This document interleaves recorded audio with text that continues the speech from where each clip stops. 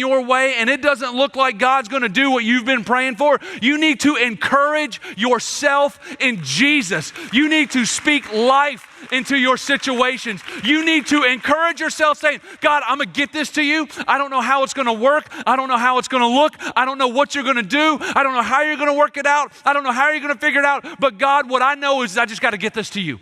That's it.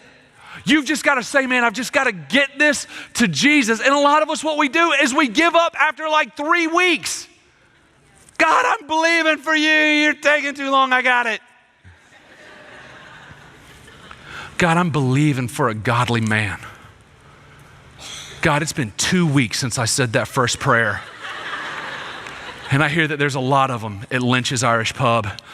So God, I'm going to go there. No one's ever done that here, right?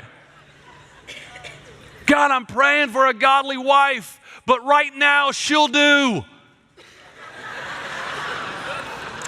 Let's be real, right? Let's just be honest.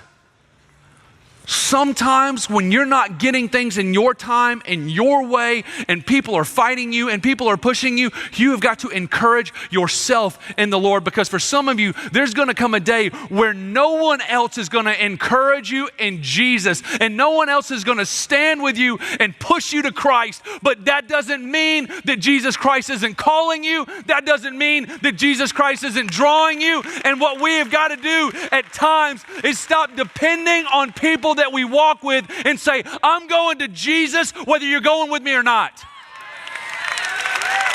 That's what we've got to do. And this woman, she said to herself over and over, if I could just touch his robe, I would be healed. If I could just touch his robe, I would be healed. And let me ask you this. She's in this crowd, right? She is ceremonially unclean. So everybody's bumping up against everybody, right? So everybody that this woman is bumping into is becoming unclean. It's like the worst game of tag ever. Do you know what I'm saying?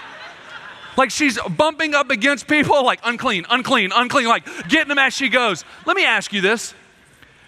If someone had recognized her, if someone in that crowd had seen her, do you think that they would have said, Sarah, is that you? Are you still, you're okay, you're still sick? Cool. Hey guys, can we make a path? Sarah here has been bleeding for 12 years.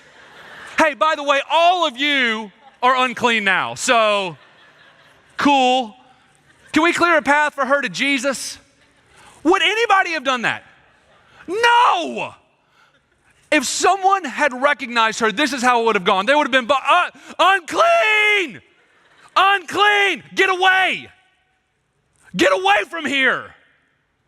No one would have tried to get her to Jesus. If anything, they would have tried to push her further away from him.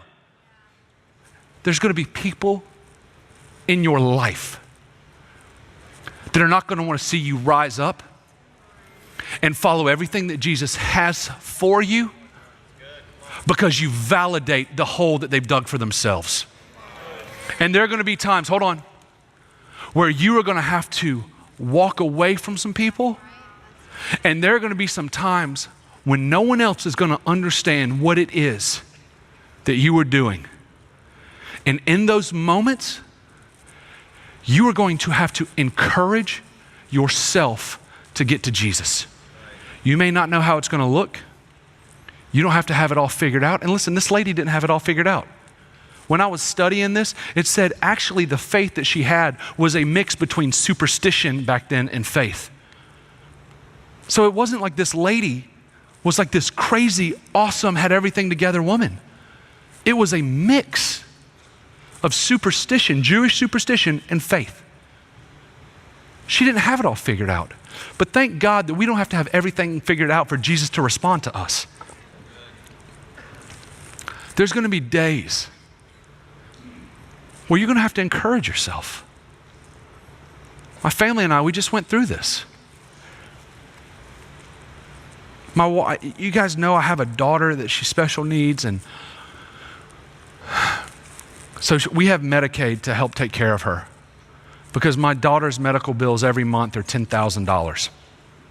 That's not mortgage. That's not, I have a wife and a son and a house and all that, utilities. But my daughter alone is $10,000 a month. I don't make anywhere near that. Anywhere. Even if I did, I wouldn't make enough to provide for her and my family. And so we've had Medicaid for about a year. Well, in October, my daughter went into the hospital. And through her being in the hospital when she got sick, what we realized is that we were going to lose Medicaid. So here's what I need you to understand. Since October until about a week and a half ago, I've been working on this. I've talked to every government agency that has ever been created under the sun. I have talked to lawyers. I've had lawyers. I have talked to state senators. I have talked to every person, and every person told us the same thing. There's no way you're going to get it. You and your wife, you're just going to have to figure out what to do. You're not going to get coverage for your daughter because you make too much money. And the reason I make too much money in the state of Florida is because I'm over the poverty line. Okay? So I don't want you, before he's all rich and fancy, I'm over the poverty line. So in the state of Florida, I make too much money to help with my daughter. Can I tell you something? As a father and as a husband and a provider for my family, I was freaking out. I'm talking like, what am I gonna do? It's 10 grand a month. And everybody, there's nothing we can do. I'm sorry, sir, you're just over the limit. At one point, I had a government agency tell me that the best option was to put my daughter on a waiting list that had not moved in the state of Florida since 2003, and there were 22,000 people on it. Or she could be a threat to someone else or a threat to her own life. So I asked the lady, I go, so my best options as a father with a special needs child is for my daughter to kill herself, kill someone else, or be put on a list of 22,000 people. She said, yep, that's what I'm telling you. Her Medicaid ended at the end of May, or is ending at the end of May. And there were times, man, where I would freak out. But can I tell you something? I had to encourage myself. I had to say, God, I don't know how you're going to work this out. God, I don't know how you're going to fix this. God, I've done everything I know to do. God, I don't understand how you're going to provide for this, God, but your word tells me in Malachi that, God, if I test you in the tithe, if I trust you with my finances, God, that my finances are in your hands and it's your responsibility to handle it. That's what your word tells me, God. And God, I don't know how that's going to look. I don't know how that's going to work out. God, I don't know any of this. And God, I'm scared and I'm freaking out, but God, I know you're bigger than this. This is what I would do in my car by myself. I know you're bigger than this. God, I know that you love me. I know that you love my daughter. I know that you want to provide for her. God, I know that I can trust you with my money because you've never let me down before. And so God, I completely and utterly trust you. And God, right now, and there's moments where I feel like the devil's slipping in. And God, right now, in the name of your son, Jesus Christ, God, I bind the enemy. And God, I ask you, and I believe, God, that you are going to do something. And that's what I would do. I would encourage myself in the Lord. Because everything else said you're never going to get it. And then one day, I get a phone call. Is this Mr. Turner? Yep.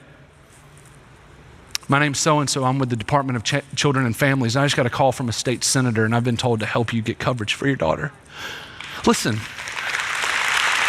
here's what I want you to see. Here's what I want you to see. And let me tell you, I wept. I wept because this happened a week ago. And it was ending at the end of this month. And we had done everything. But here's what I want you to see. When everything in my natural looked like the answer was no, I had to encourage myself in Jesus. And you want me to tell you some of the solutions that were told to us? The solutions that were told to us were temporary, broken, busted, jacked up cathedrals that would have only provided temporary solutions. We were told you and your wife can get a divorce. Because you and your wife, if you guys get a divorce, what will happen is the government will step in and pay for her as a single mom. I mean, y'all can still be married, just not paper. I was like, no, I'm not going to do that. And then they said, well, can the church that you work at just pay you under the table? I was like, I don't think so. I mean, Pastor Stovall is cool, but he ain't that cool. Can you pay me in hundreds? Unmarked. Yeah. All right, cool. In a suitcase, leave it on a river? Okay. But I had to encourage myself. I had to encourage myself in Jesus. It says this woman touched his robe. And immediately she was healed. And Jesus knew that healing power had gone out from him. To the point where Jesus turns around and he looks at his disciples. Says, who touched me? And I was reading, and they said that the disciples were like, what the heck do you mean who touched you? You see how many people are around you right now? And it says that Jesus continued to look around. You see, there's a difference between pressing against Jesus and touching him in faith. And this woman, what she did is she reached out and touched him in faith. And there's a lot of you in here tonight that's what you need to do. You need to quit just pressing against Jesus. You need to quit coming in here on a Wednesday and kind of bumping into him, and coming in on a Sunday or whatever church you go to on Sunday and bumping into him. But you need to start reaching out a little bit and touching him in faith. If bumping against Jesus is what healed people, then every person in that crowd would have gotten a miracle. But they didn't. Because there's a difference between knowing about Jesus and knowing Jesus. Knowing him personally. And here's my greatest fear for you guys. And for everybody for that matter, but for you guys because I pastor you. That you would only know about him. That you would know some great stories, and you would know the accounts of the Gospels, and you would know what he did on the cross, but you wouldn't truly know him. And it's when you don't truly know him that you settle for the temporary man-made cathedrals of this world. That's when we run to those. And some of you, it's time. It's time to reach out in faith, and that looks different across the board. For some of you, it's spending time with him in prayer daily and speaking to him. For some of you, it's reading your Bible daily and having a relationship with him. For some of you, it's this semester when we get ready to start connect groups and getting in a connect group. Well, Josh, I don't understand how that's stepping out in faith. Let me tell you, when you say Jesus, I don't have any good friends. I don't have any people that are helping push me along in my faith, and I don't really know anyone here. But Jesus, I'm going to step out in faith, and I'm going to make myself a little bit uncomfortable. And what I believe by faith is you're going to bring some godly relationships around me that help further my walk and help me to look a little bit more like you. That's stepping out in faith. For some of you, it's as simple as going out and eating with us with the food trucks. Well, I don't know how that's stepping out in faith, because you don't know anybody and it's scary. And you're stepping and saying, Jesus, I'm going to go out here, I'm going to hang out. I don't know anybody, but I ask that you would help bring some people around me. That's stepping in faith. For some of you, it's trusting God with your finances. You're believing God for that job and that raise, but you're not believing him enough to put money in the bucket.